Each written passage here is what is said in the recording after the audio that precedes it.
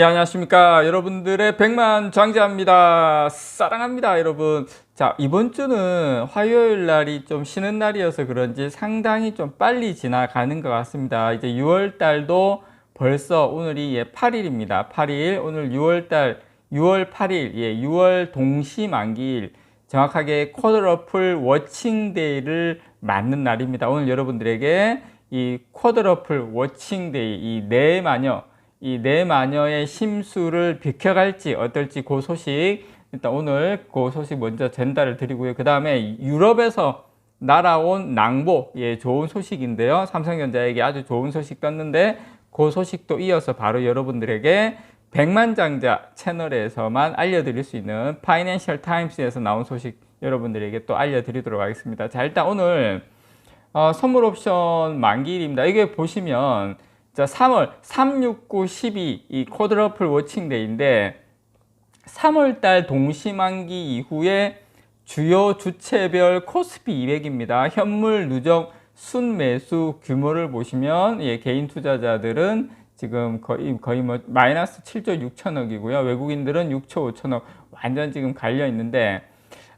지금 주가 지수와 개별 주식의 선물 옵션 만기일이 겹치면서 오늘 파생 상품과 관련해서 숨어있던 지금 현물 주식 매매가 지금 정리 매물로 시장에 쏟아져 나오는 날입니다. 그래서 평소보다 지수 등 주요 수치가 변덕을 부릴 가능성이 커서 흔히 이제 내 마녀의 날 뭐 이렇게 불리는 날이기도 합니다, 여러분. 그래서 그동안 동시만기일 마감 동시호가에는 이 금융투자가 순매수하는 경향이 많았어요. 그래서 코스피 200 지수도 소폭 상승하는 모습을 보여왔습니다. 뭐 오늘도 꼭 그렇다는 건 아니고, 그래서 지금 올해 이 두 번째 동시만기일이 오늘인데 지금 증권가에서는 여러 가지 내용을 보니까 증시 충격이 제한적일 것이다 이렇게 지금 내다보고 전망을 하고 있어요. 특히 이제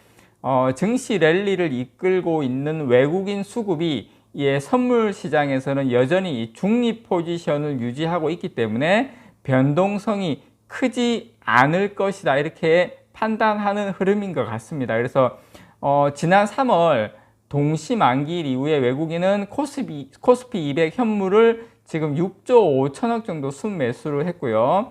이에 지금 국내 증시는 랠리를 계속 이어가면서 단기 고점인 2600을 돌파하기도 했습니다. 여러분들께서 아시는 것처럼. 그래서 지금 근데 여러분 아셔야 될 게 글로벌 증시도 그렇지만 우리나라도 IT 대형주에 대한 쏠림이 지금 강하게 나타나고 있죠. 삼성전자, LG엔솔, SK하이닉스 지금 세 종목에 집중된 순매수가 8조 한 1000억 정도에 이른데, 코로나 때하고 지금하고 차이점이 좀 있죠. 코로나 때는 대부분의 종목이 많이 상승을 했지만 지금은 일부 주도 종목군, 반도체라든지 아니면 2차전지라든지 주도 종목군으로만 상승하는 경향이 있는데, 예전에도 그래서 예전에 여러분 차화정이니 뭐니 이렇게 이야기 아마 들어보셨을 건데요. 그래서 예전에도 이렇게 먼저 상승장이 오면 모든 종목군으로 퍼지기보다 일단은 주도 종목군이 먼저 가는 경향은 있습니다. 그래서 여러분들께서 내가 가지고 있는 네이버는, 내가 가지고 있는 카카오는 금리 인하되고 여러 가지 방향이 훈풍 불면 결국엔 다 같이, 물론 또 주도주는 좀 많이 가는 경향은 있죠. 움직일 수 있다라고 여러분께 말씀을 좀 드리고 싶고요.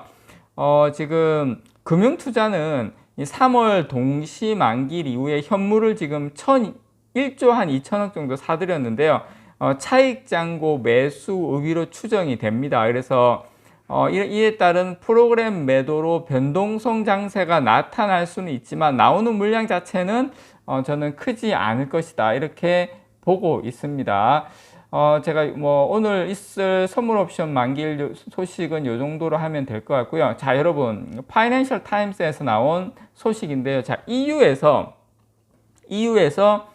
5G 네트워크에서 중국의 화웨이 장비를 전면 금지한다. 이거를 지금 이제 검토에 들어갔다는 내용입니다, 여러분. 그래서 저는 이게 시사하는 바가 상당히 크다 이렇게 보고 있고요. 이탈리아가 최근에 1대1로 해서 탈퇴를 했죠, 이번에.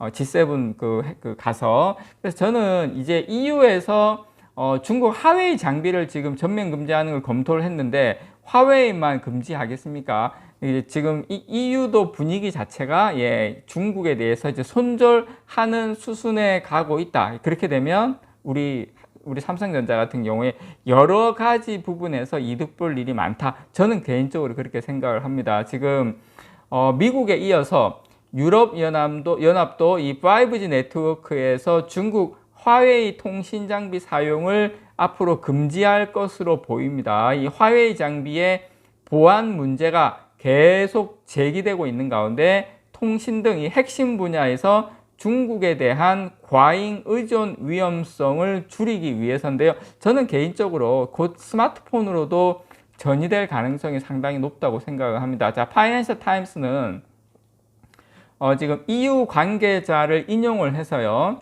자, EU 회원국들이 화웨이 등 이 보안 위험성이 제기된 회사의 통신 장비를 사용하는 것을 원천 금지하는 방안을 EU가 검토하고 있다. 이렇게 보도를 했고요. 자, 더 많은 국가들이 화웨이 5G 장비 사용을 금지토록 강제하기 위해서다. 이렇게 이야기를 했습니다. 앞서 EU는 지금으로부터 한 3년 전인 2020년에 보안 위험이 있을 경우 회원국이 특정 회사 통신 장비를 금지할 수 있다는 내용의 권고안을 마련했어요. 권고안. 근데 이제 권고안에 따라서 화웨이 장비를 퇴출한 나라는 뭐 덴마크, 뭐 스웨덴, 에스토니아 이런 전체 회원국 중에 약 한 3분의 1에 그쳤습니다. 그래가지고 이제 EU 담당 집행위원은 지난주에 참가국이 너무 적다. 전체 EU 회원국 중에 3분의 1밖에 안 된다. 이건 너무 적다. 그래서 이거에 대해서 이는 EU의 집단적 보안의 취약성을 노출시킨다. 이렇게 우려를 했습니다. 그러니까 사실은 이 정도까지 가게 되는 원인 중에 하나가 제가 봤을 때는 러시아의 우크라이나 침공인데 중국이 러시아 쪽을 지원을 해주면서 EU 회원국들이 이 정도까지 강하게는 갈 건 아니었는데 중국하고 러시아하고 같은 편이다. 이런 이미지가 강하게 되면서 향후에 있을 뭐 중국이 대만도 뭐 침공하니 어째 이런 이야기도 나오다 보니까 이제 EU에서 아예 이제 그런 부분이 걱정이 되는 거죠. 그래서 통신 쪽에 걱정이 되다 보니까 아예 우리 EU 회원국들은 요런 중국 거를 완전히 배제하자. 이런 쪽으로 저는 느낌이 좀 강하다. 이렇게 좀 보고 있고요. 물론 회원국들 간 의견을 조율하는 데까지는 이제 시간이 좀 걸린다. 이런 내용도 있기는 있습니다. 그래서 그런 부분도 있긴 있지만 지금 분위기는 화웨이의 통신 장비는 중국의 스파이 활동에 악용되고 있다는 의심을 받고 있다. 이게 파이낸셜 타임스에서 EU 회원국들이 나온 이야기고요. 그래서 미국 정부는 2020년 화웨이 통신 장비에서 백도어 데이터를 빼돌리기 위한 보안 취약점을 발견했다고 주장을 했어요. 그래서 과거에도 화웨이 스마트폰에서 이 백도어가 발견된 바 있다.